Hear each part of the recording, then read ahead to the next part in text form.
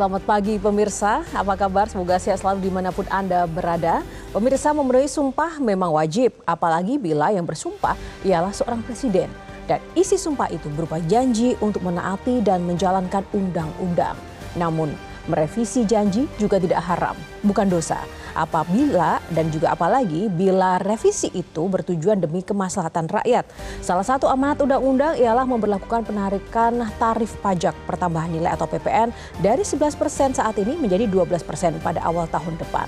Pemberlakuan Januari 2025 ialah amanat undang-undang setelah masa transisi habis. Wajar bila pemerintah bergerak cepat untuk menjalankan undang-undang tersebut. Inilah editorial Media Indonesia edisi 15 November 2024 dengan tema mereview janji bukan dosa. Bersama saya Yohana Margareta, Anda juga bisa berpartisipasi dan berinteraksi melalui telepon interaktif di 0215839900. Pagi ini telah hadir bersama saya anggota Dewan Redaksi Media Group, Bung Abdul Kohar. Bung Kohar, apa kabar? Baik. Semoga baik ya di tengah isu penaikan tarif PPN ini. Iya. Sebaiknya ditunda atau tidak ini. Kita langsung bahas sebelum editorial Media Indonesia ini terkait dengan headline ya. Headline-nya langsung Media Indonesia mengangkat penaikan tarif PPN sebaiknya ditunda. Pertimbangannya seperti apa dari catatan Media Indonesia, Bang? Pertimbangannya jelas bahwa daya beli masyarakat saat ini sedang anjlok. Padahal yang namanya daya beli itu kan melahirkan konsumsi. Konsumsi rumah tangga itu menjadi penopang utama pertumbuhan ekonomi kita. Bayangkan 54,5% pertumbuhan ekonomi itu tergantung terhadap konsumsi rumah tangga. Nah, kalau PPN ini dinaikkan sementara di satu sisi kondisi masyarakat daya belinya sedang lemah, maka akan semakin terjepit masyarakat. Ketika masyarakat semakin terjepit, konsumsi akan semakin loyo. Tidak ada yang membeli, barang diproduksi tapi kemudian sudah diturunkan harganya juga tetap tidak terbeli. Karena daya beli yang betul-betul melemah. Nah, inilah yang disampaikan oleh sejumlah analis bahwa sebaiknya penaikan PPN menjadi 12% di 1 Januari 2025 itu ditunda barang 1 tahun atau 2 tahun. Asosiasi Peritel Indonesia, Asprindo, itu juga menyarankan begitu, ditunda 1 tahun atau 2 tahun. Bang Kohar. Ya betul, tapi kan masih bisa direview. Maka mereview itu bukan dosa. Kenapa? Pemerintah bisa mereview, katakanlah misalnya menunda ini sampai 1 tahun, kemudian disampaikan kepada DPR. Mengapa harus disampaikan kepada DPR? Karena pangkal persoalan ini kan dari undang-undang. Undang-undang yang sudah disahkan, Undang-Undang Nomor 7 Tahun 2021 yang terkait dengan harmonisasi perpajakan, kan, peraturan perpajakan. Nah, di situ di pasal 7 ayat 2 itu disebutkan bahwa per April 2022 itu PPN naik dari 10% menjadi 11%. Lalu per 1 Januari 2025 PPN naik lagi dari 11% menjadi 12%. Memang kelihatannya kecil, 1%.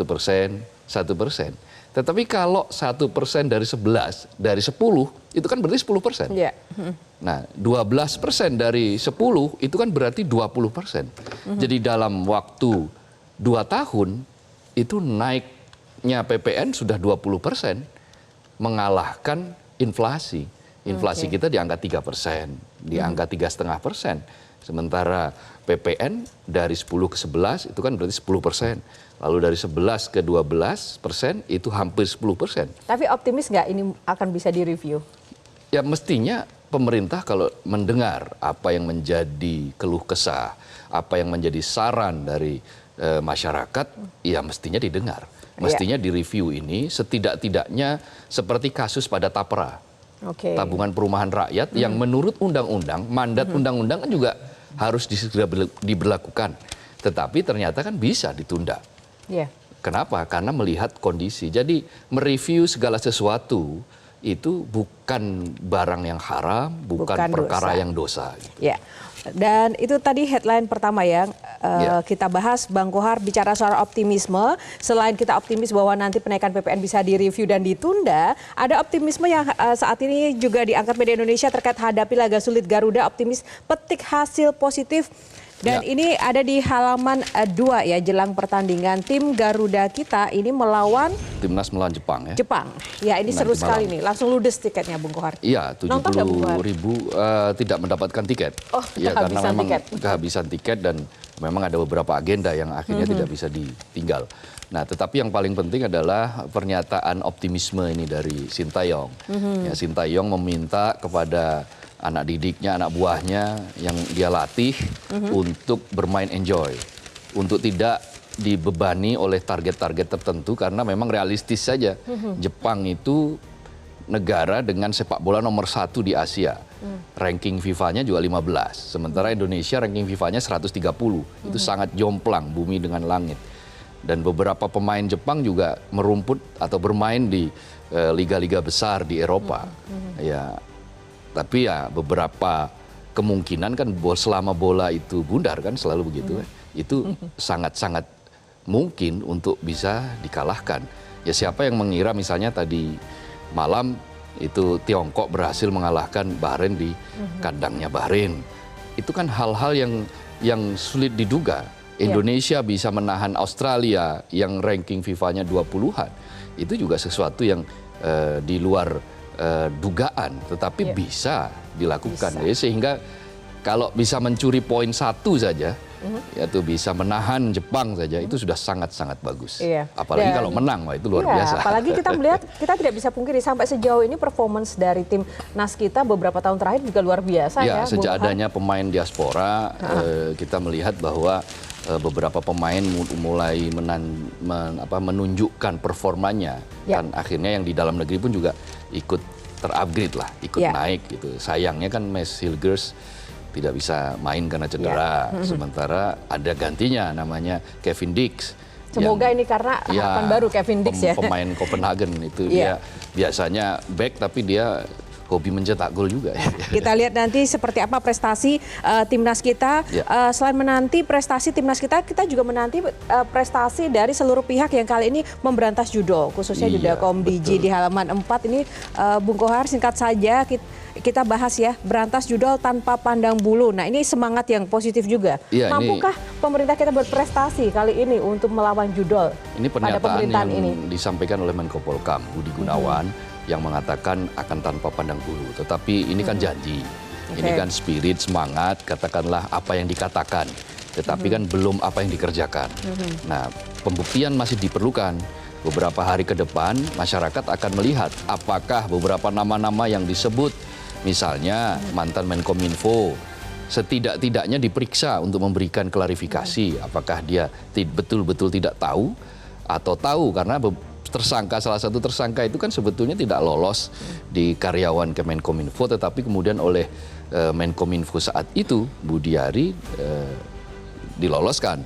Nah ini kan harus dicari. Nah tidak pandang bulu itu apa artinya ya? Berarti semua sama. Semua punya kesempatan yang sama, semua bisa dimintai keterangan termasuk mantan Menkominfo. Ya. Sekali lagi kita tunggu gebrakan-gebrakan prestasi seluruh pihak di bidang masing-masing dan optimisme kali ini untuk mereview janji bukan dosa yang juga menjadi topik editorial pada pagi hari ini. Sebelum kita ulas kembali bersama Bung Abdul Kohar, kita akan saksikan pemirsa tayangan yang satu ini terkait editorial Media Indonesia mereview janji bukan dosa.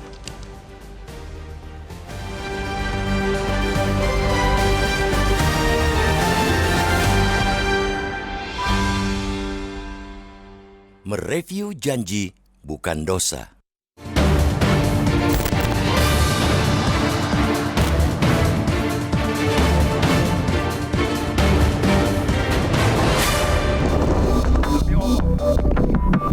Memenuhi sumpah memang wajib. Bila yang bersumpah ialah seorang presiden dan isi sumpah itu berupa janji untuk menaati dan menjalankan undang-undang. Tapi mereview janji juga tidak haram, bukan dosa. Apalagi bila review itu bertujuan demi kemaslahatan rakyat. Salah satu amanat undang-undang ialah pemberlakuan penaikan tarif pajak penghasilan atau PPN dari 11% saat ini menjadi 12% pada awal tahun depan. Pemberlakuan Januari 2025 ialah amanat undang-undang setelah masa transisi habis. Wajar bila pemerintah bergerak cepat untuk menjalankan undang-undang itu. Tapi bilet apapun mesti melihat situasi dan kondisi rakyat yang bakal terkena dampak penaikan itu. Rencana pemerintahan Prabowo Subianto Gibran Rakabuming Raka untuk tetap menaikkan tarif PPN 12% pada Januari 2025 mestinya juga diletakkan pada urusan tepat momentum atau tidak, selaras dengan kondisi sebagian besar rakyat atau tidak.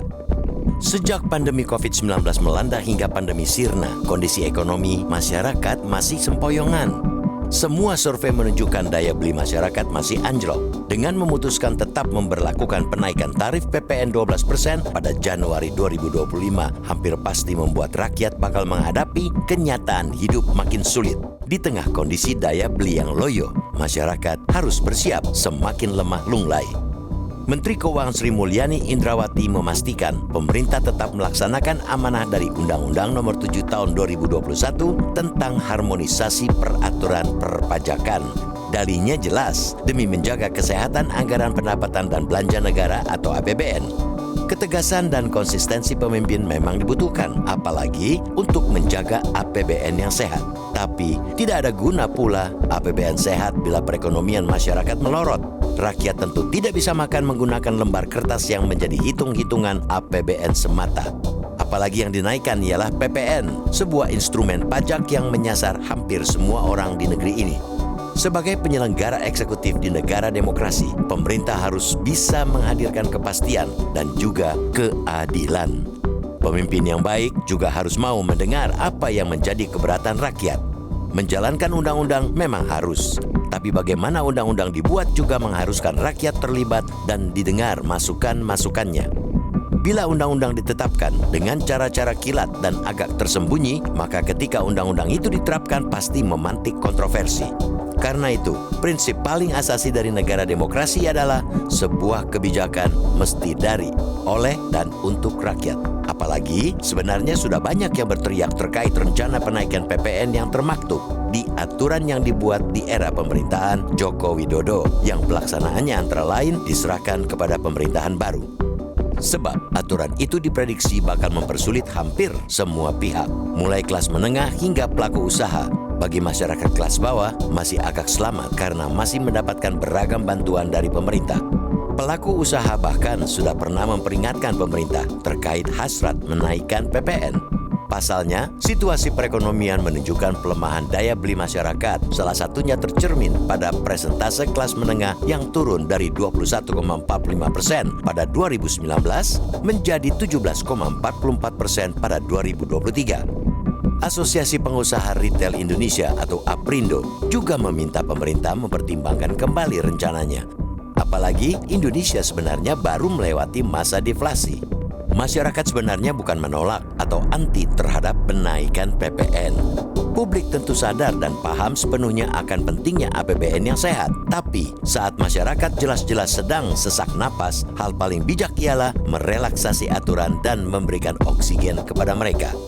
Masyarakat berharap pemerintah tidak usah memaksakan diri untuk memberlakukan penaikan PPN pada 1 Januari 2025 yang berjarak kurang dari 2 bulan lagi. Urungkan saja dulu rencana itu selama 2 tahun. Berikan napas dulu bagi masyarakat untuk memulihkan daya beli. Selama ditunda, pemerintah semestinya bisa menggalang seluruh kekuatan di masyarakat untuk mencari opsi dan pilihan kreatif lain dalam upaya menggapai pendapatan negara. Semestinya pemerintah mau membuka mata dan telinga atas kondisi real di masyarakat. Publik berharap banyak atas Presiden Prabowo Subianto yang kerap mengajak seluruh elit di tanah air untuk bekerja sama dan berkorban demi rakyat yang masih banyak didera kesusahan. Publik tentu menantikan bukti dari janji Presiden tersebut.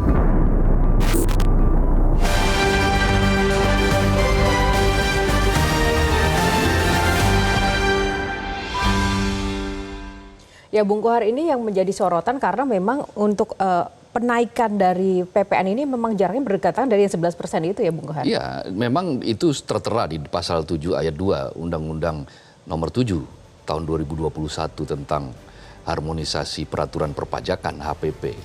Tetapi begini, prinsip membuat undang-undang itu kan salah satu hal yang tidak boleh ditinggalkan adalah partisipasi publik. Nah, sudah sejauh apa partisipasi publik yang menjadi objek terkena penaikan ini? Apakah mereka sudah betul-betul diajak untuk berbicara? Apakah usulan mereka didengar? Atau para elit ini menjalankan segala sesuatunya berdasarkan kemauan mereka saja, menganggap segala sesuatunya beres dan toh penaikan cuma 1%. 1% dari berapa? 1% dari 11. Tadi kan saya katakan 1% dari 10 itu 10%. 1% dari 11 itu hampir 10%. Berarti dalam rentang 2 tahun itu hampir 20% penaikan pajak pertambahan nilai. Ya, nanti kita akan bahas dampaknya jika memang ini tetap akan diterapkan ya, Bung Kohar. Namun kita akan jeda dulu. Sesuai jeda, editorial Media Indonesia masih akan kembali. Tetaplah bersama kami.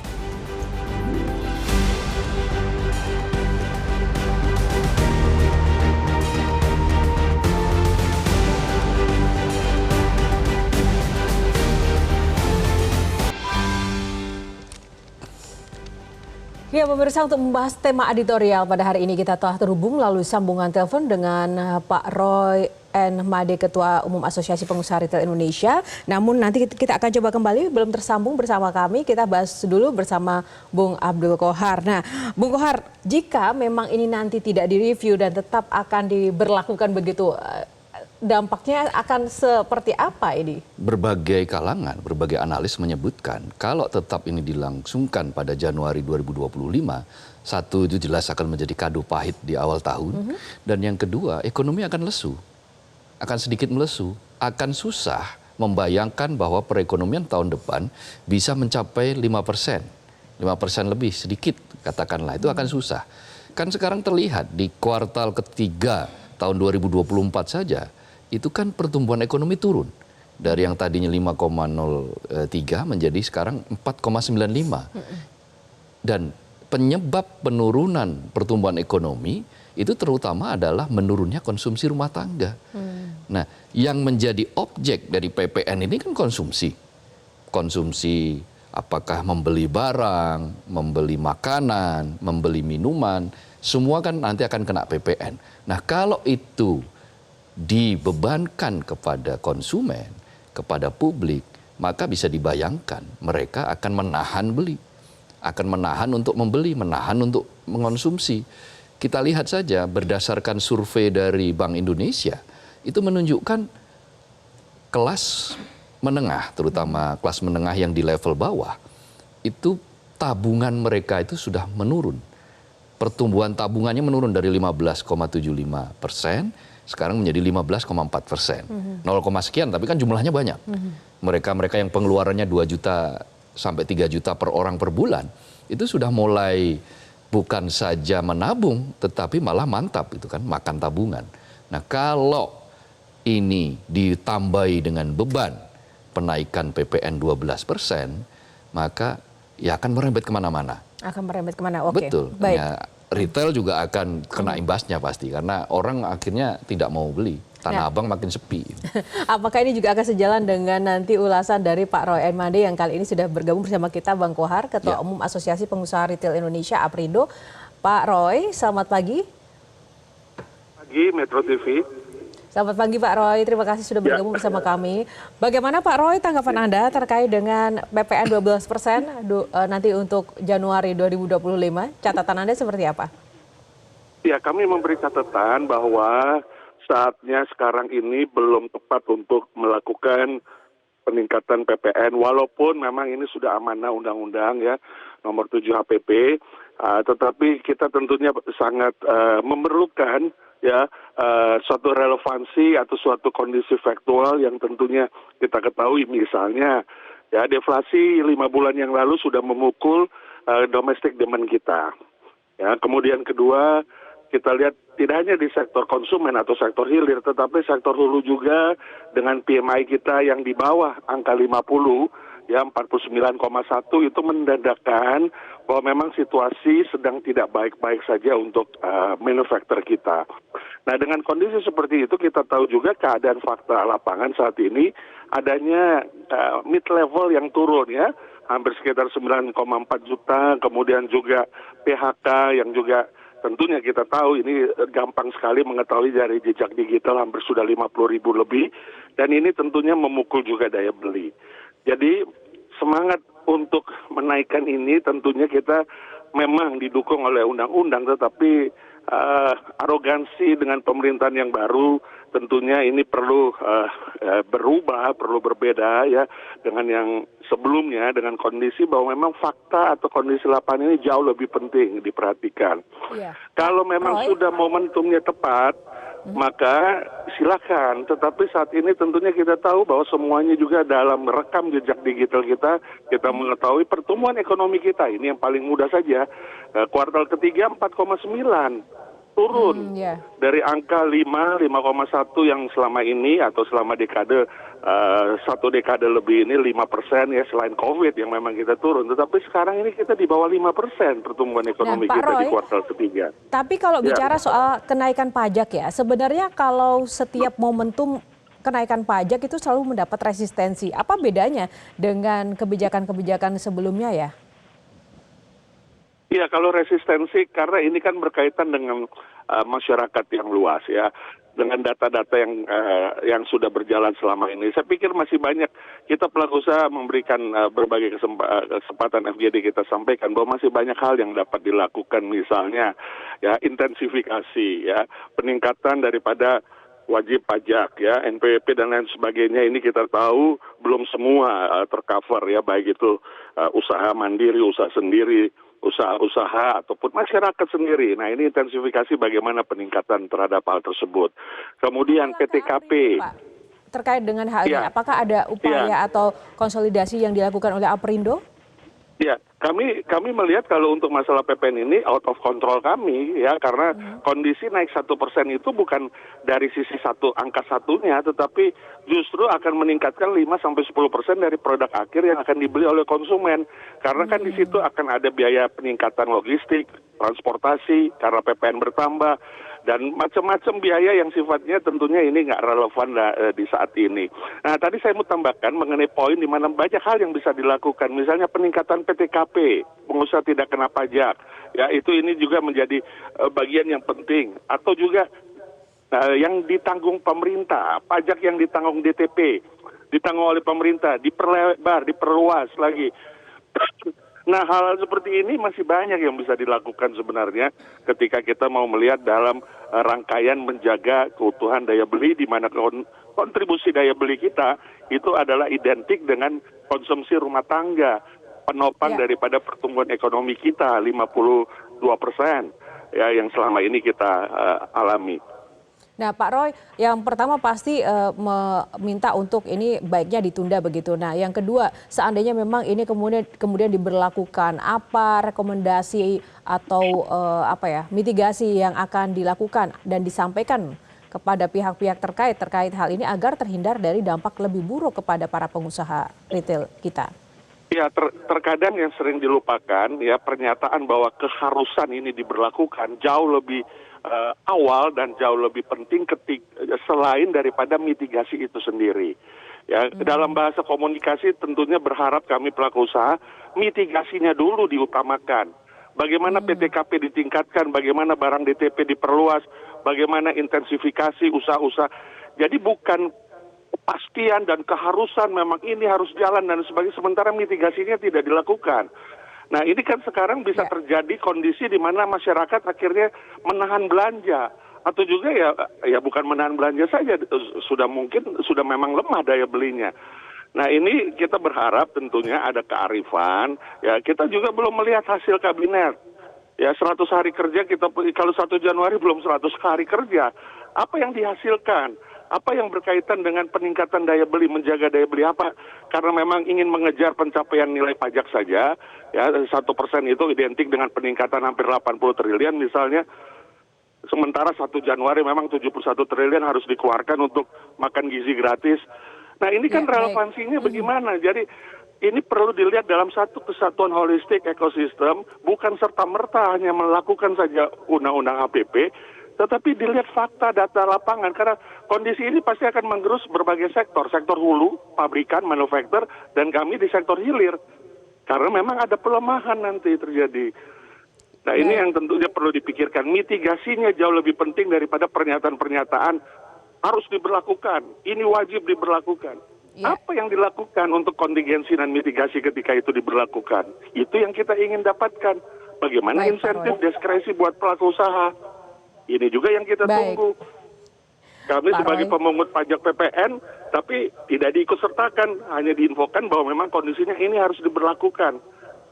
Ya Pak Roy, Mitigasinya tidak ada. kita tunggu ya, Iya. bagaimana nanti langkah ke depan ketika pada akhirnya isu ini kemudian digelontorkan dan banyak pihak yang kemudian juga memberikan saran dan masukan seperti Aprindo, semoga didengar dan direview kembali karena review bukan dosa dan bukan haram, dan kita suarakan juga melalui media Indonesia kali ini. Terima kasih Pak Roy N. Mande, Ketua Umum Asosiasi Pengusaha Retail Indonesia Aprindo. Salam sehat, sukses selalu.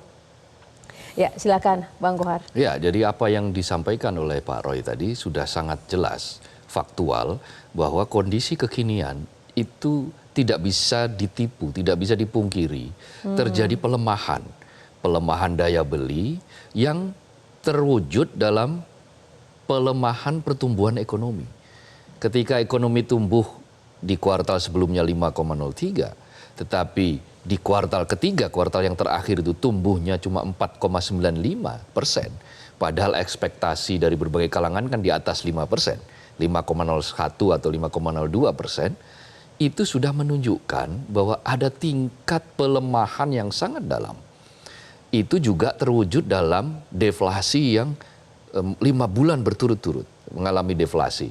Dan ini deflasi yang sangat panjang.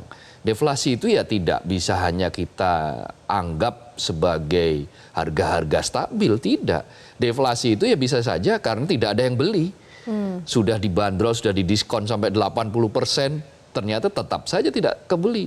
Kenapa tidak kebeli? Ya karena uangnya sudah nggak ada. Nah. Uangnya digunakan spending untuk makanan dan minuman. Nah, Bang Kohar, tapi kan kita tahu bahwa tahun depan itu pemerintahan Pak Prabowo kan juga menghadapi utang ratusan triliun yang luar biasa Ya. seperti itu. Nah, sementara kita tahu juga bahwa pajak adalah salah satu cara instan untuk kemudian mendapatkan pendapatan untuk menutup mungkin segala kebutuhan negeri ini. Ya. Apakah itu tidak bisa dilihat secara positif juga Kalau kepentingan besar itu? Ya, begini. Apapun caranya, apapun yang sudah ditulis di dalam undang-undang tentu harus ditaati. Tetapi tadi kan sudah dikatakan oleh Pak Roy, kita harus melihat situasi kekinian. Situasi itu jauh lebih penting. Apakah tidak ada cara yang lain untuk mendongkrak pendapatan pajak selain dari menaikkan PPN menjadi 12%? Mengapa? Karena PPN ini yang terkena dampaknya banyak banget. Atau mungkin hampir juga semua orang. mereduksi program-program yang mungkin memakan anggaran seperti Ya, itu ya? seperti tadi dikatakan untuk mendapatkan pajak misalnya intensifikasi pajak, lalu pendalaman pajak, mereka-mereka yang mestinya mendapatkan bisa dikejar untuk membayar pajak lebih, yang selama ini misalnya mendapatkan kemudahan-kemudahan yang terlalu mudah, yang mestinya sudah tidak perlu mendapatkan kemudahan, ya bisa ditarik pajaknya dari beberapa aspek itu. Maka boleh jadi jangan-jangan nanti kenaikan perolehan pajaknya lebih tinggi daripada menaikkan PPN menjadi 12%. Baik, nanti kita akan ulas kembali strategi-strategi seperti apa mungkin yang bisa menjadi bagian dari pertimbangan-pertimbangan ya yang ada, dan kita akan jeda dulu pemirsa. Sesaat lagi editorial Media Indonesia masih akan kembali untuk Anda. Tetaplah bersama kami.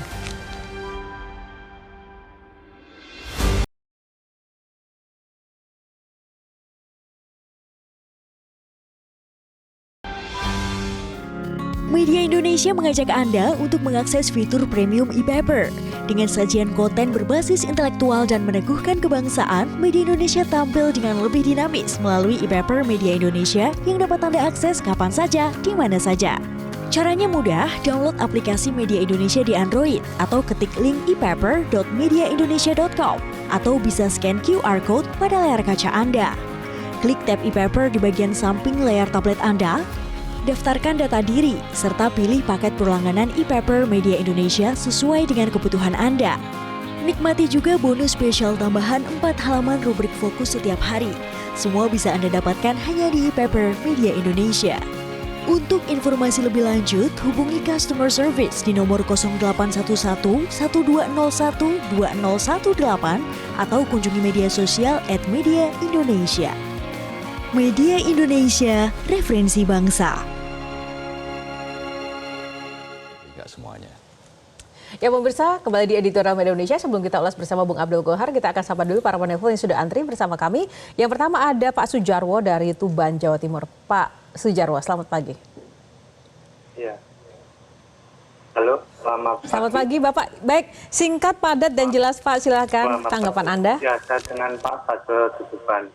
Sebenarnya saya sebagai masyarakat sangat mendukung dari program Pak Prabowo untuk menaikkan pajak sehingga anggaran APBN kita bisa menjadi neraca normal.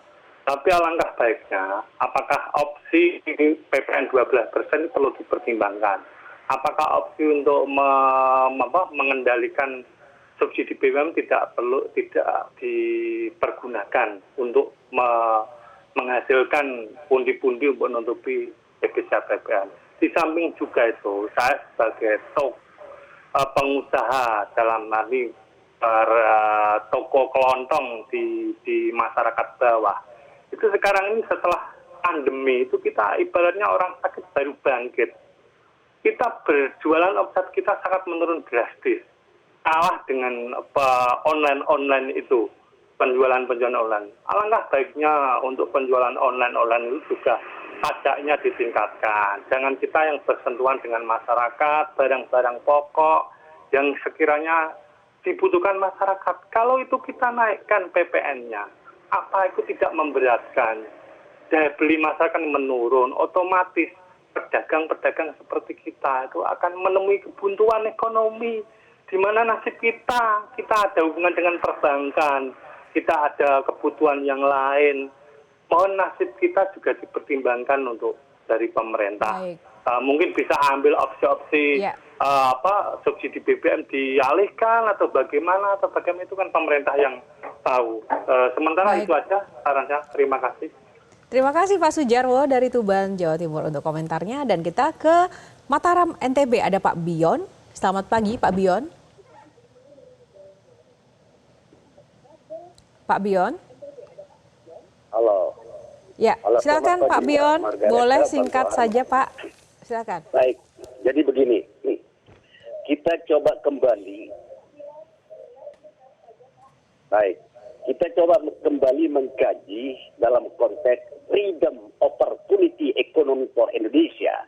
Persoalannya adalah undang-undang dijadikan sebuah hegemoni politik kekuasaan yang memenjarakan rakyat dalam tataran ekonomi kemiskinan rakyat.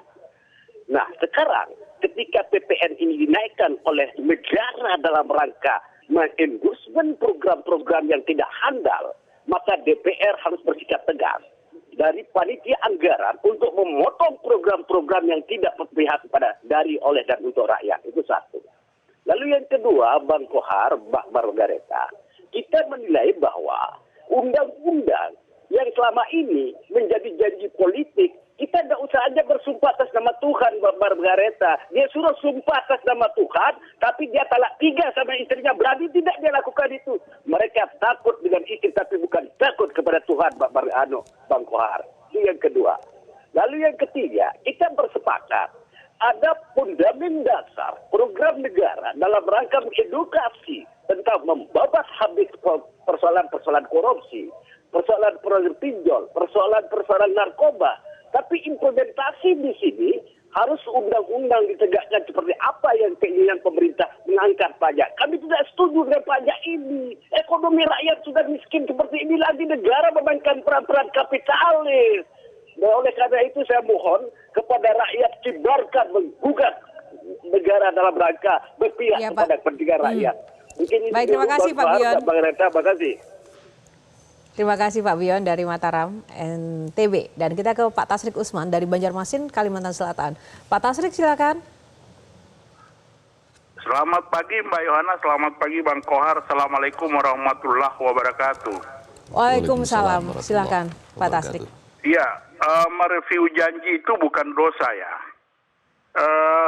Saya agak prihatin dengan rencana pemerintah yang akan tetap memaksakan diri mau menaikkan PPN dari 9% menjadi 12% pada bulan Januari nanti. Kita ketahui Bang Kohar bahwa produk undang-undang ini kan dibuat di zaman pemerintahan Pak Jokowi. Sementara di zaman itu masyarakat banyak mengeluh, banyak undang-undang yang ditelurkan tanpa melibatkan partisipasi publik. Esensi bernegara itu adalah pemerintah membuat sebuah undang-undang itu tujuannya mensejahterakan rakyat. Tetapi kalau misalnya ini dipaksakan dan ini akan merusak tatanan ekonomi kita, maka sebaiknya menurut hemat saya sebaiknya ditunda saja. Bukan berarti ini tidak diberlakukan, tetapi ditunda. Karena kenapa? Ekonomi kita lagi tidak sedang baik-baik saja. Daya beli masyarakat sangat rendah. Karena kalau ini diberlakukan, maka ini adalah golongan ekonomi menengah dan pelaku usaha yang akan berdampak. Dan kalau itu terjadi, maka ekonomi kita akan melemah ke tahun-tahun berikutnya. Ingat bahwa kuartal terakhir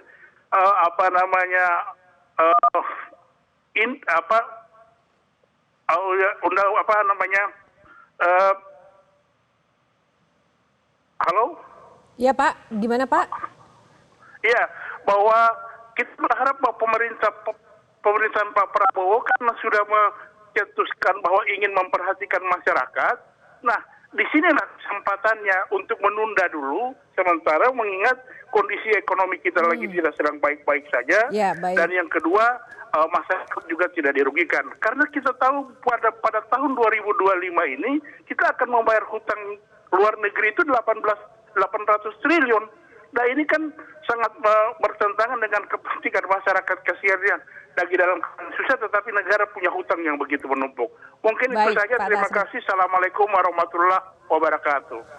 Waalaikumsalam. Terima kasih Pak Tasrik Usman, Pak Bion, dan juga tadi sebelumnya ya ada penelpon dari Pak Jarwo dari Tuban. Silahkan. Ya. Jadi apa namanya yang disampaikan oleh para pemirsa semua kan memperlihatkan kondisi real di masyarakat kita, bahwa masyarakat kita ini sedang tidak baik-baik saja.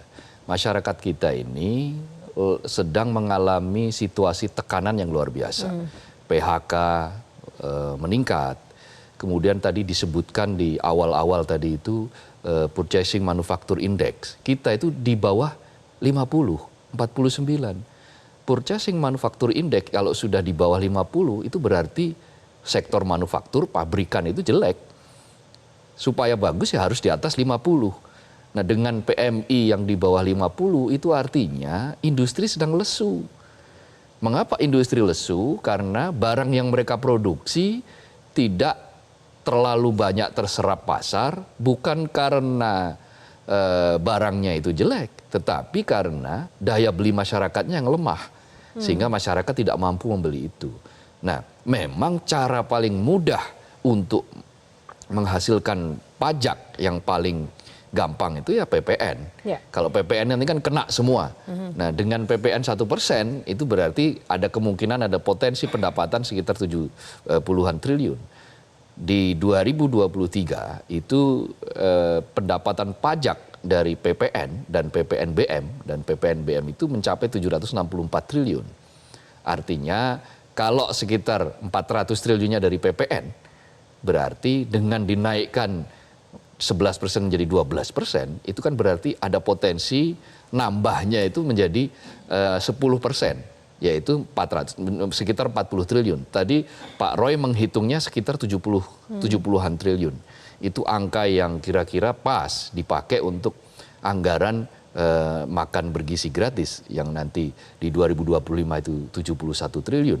Atau ini sekadar dipas-pasin atau memang karena memang tujuannya untuk itu, ya tidak tahu. Tetapi alasan bahwa ini diterapkan untuk mencapai fiskal yang sehat, semua setuju. Kita setuju, publik setuju, analis juga setuju. Tetapi apakah untuk mencapai ruang fiskal yang sehat itu, masyarakat harus menjadi objek untuk menambah ini pendapatan dari PPN ini? Apa tidak ada objek yang lain untuk memperoleh ruang fiskal supaya lebih longgar? Nah, misalnya seperti mungkin potensi penundaan program makan siang gratis atau mungkin IKN, seperti itu cukup membantu mungkin ya? Iya, saya kira itu kan mandat dan itu tidak bisa ditawar-tawar lagi kan, katanya itu sebuah program yang akan segera dilaksanakan. Tapi mereview bukan dosa juga ya nggak sih? Iya, tetapi begini, konteks dalam PPN ini adalah ruang fiskal yang kita memang menghadapi situasi yang sangat berat. Apa itu situasi yang sangat berat? Tadi disebutkan utang kita utang yang harus dibayar di 2025, 800 utang triliun. plus bunga itu 1.300 triliunan. 800 itu kan baru pokok, sementara bunganya kan sekitar 500-an triliun. Nah, 1.300 triliun, sementara APBN belanja kita kan 3.600-an triliun. Pendapatan APBN kita saat ini mentok di kira-kira angka 3.000 triliun. Pendapatan pajak itu 1.900-an, 1.800 sekian triliun. Nah, salah satu untuk mendongkrak itu ya dicarikan dengan cara, oh ini kebetulan karena ada undang-undangnya kan kira-kira begitu. Iya. Ada mandatnya undang-undangnya, ya sudah ini aja dijalankan. Itu kepastian iya, tetapi kepastian saja tidak cukup. Oke. Harus ada kepastian yang pertama, tetapi yang kedua yang tidak kalah penting adalah harus ada keadilan. Baik, bicara soal keadilan dan bagaimana kemudian mencari jalannya, kita juga nanti akan membahas apakah kemudian dengan misi-misi perjalanan internasional Pak Prabowo ini nanti bisa kemudian menarik investasi atau mungkin bantuan-bantuan untuk Indonesia melalui misi-misi globalnya. Sesaat lagi hanya di Editorial Media Indonesia.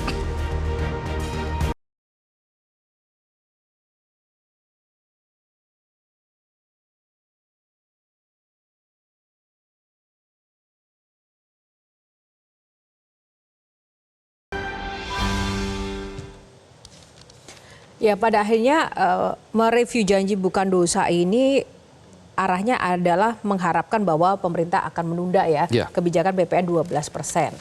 Nah, cara-cara apa lagi sih Bung Kohar yang mungkin bisa dilakukan kalau melihat dari Pak Prabowo dengan diplomasi internasionalnya seolah tuh sebenarnya membuka optimisme. Masa nggak bisa sih mencari bantuan untuk Indonesia atau seperti apa gitu? Mungkin semudah itu bayangannya. Ya itu kalau itu lama itu apa namanya proses-proses untuk meyakinkan investasi. Ingat dulu Presiden Jokowi bagaimana sangat menggebu-gebu ketika Raja Salman ke Indonesia. Tetapi apa yang terjadi beberapa tahun setelah itu tidak ada investasi yang signifikan yang masuk ke Indonesia. Artinya memang proses-proses diplomasi seperti ini itu ada memang beberapa hal penjajakan ekonomi. Ada beberapa nilai-nilai investasi, tetapi proses untuk kemudian investasi itu betul-betul direct investment itu langsung masuk ke Indonesia itu butuh waktu. Dan itu tidak mungkin simsalabim dalam waktu yang sangat singkat. Nah, sementara soal daya beli ini kan sudah tidak bisa ditawar-tawar lagi, ini harus diatasi. Dalam 6 bulan terakhir daya beli ini kan merosot. Ada salah satu ilustrasi yang sangat mudah untuk menggambarkan di mana daya beli merosot itu. Di Pasar Rawamangun itu biasanya stok beras itu 200 ton itu habis. Tetapi di beberapa bulan yang lalu itu masih tersisa sekitar 15 ton sampai 20 ton. Artinya publik mulai mengurangi pembelian beras. Bayangkan, kelas menengah itu juga mengalami kenaikan dalam hal menggunakan pendapatan mereka untuk membeli bahan-bahan dasar, bahan-bahan pokok, yaitu makanan dan minuman. Dan peningkatannya luar biasa, dari biasanya cuma sekitar 16%, lalu tahun ini atau di awal-awal tahun ini sudah naik menjadi 23%. Jadi uang yang tadinya dipakai sebagian untuk ditabung sekarang digunakan untuk membeli bahan-bahan pokok. Itu kan artinya tingkat kedalaman mereka publik khususnya di kelas menengah dalam hal berkonsumsi itu mulai betul-betul turun. Padahal kan kontribusi kelas menengah terhadap konsumsi total di Indonesia itu ada sekitar 35%. Itu bukan angka yang kecil.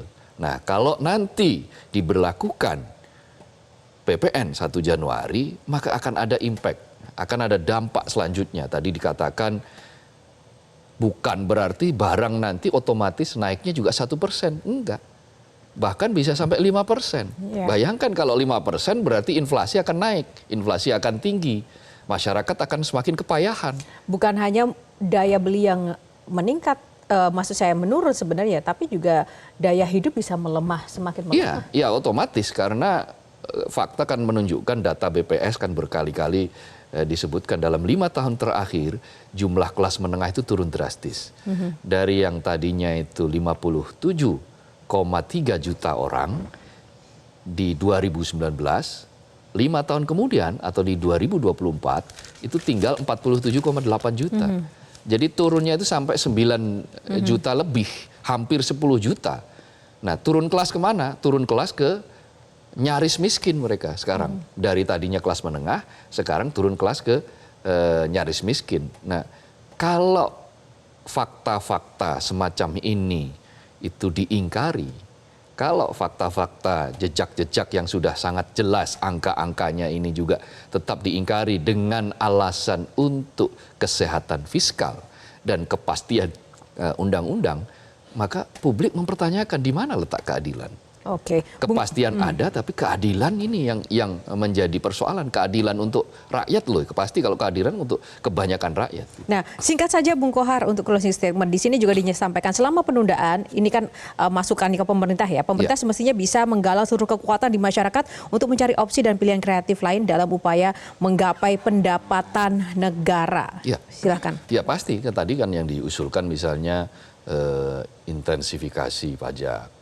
Mengejar mereka-mereka yang selama ini sudah saatnya terbebas dari insentif pajak dan sudah normal, ya harus membayar pajak secara normal. Ya. Jangan terus-terusan dininabobokan oleh insentif untuk beberapa orang-orang kaya yang jumlahnya itu sedikit memang, tetapi jumlah uangnya besar, ya harus dikejar. Mereka harus betul-betul dipastikan mereka tidak luput dari sasaran pajak. Itu bisa diambil dari situ. Lalu yang paling penting itu adalah bagaimana membuat sektor manufaktur itu bergerak. Ya.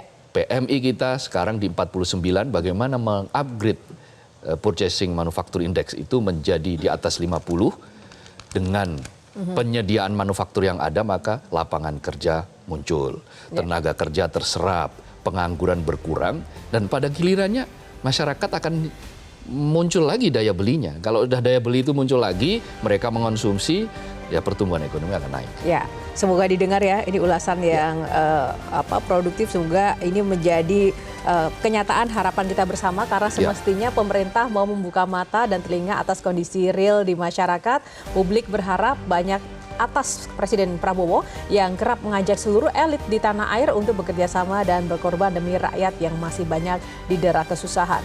Publik tentu menantikan bukti dari janji Presiden itu. Dan demikian ulasan editorial Media Indonesia bersama Bung Abdul Kohar. Semoga bermanfaat untuk Anda pemirsa. Sekian dulu, saya Yohana Margareta undur diri. Sampai jumpa lagi. Selamat pagi.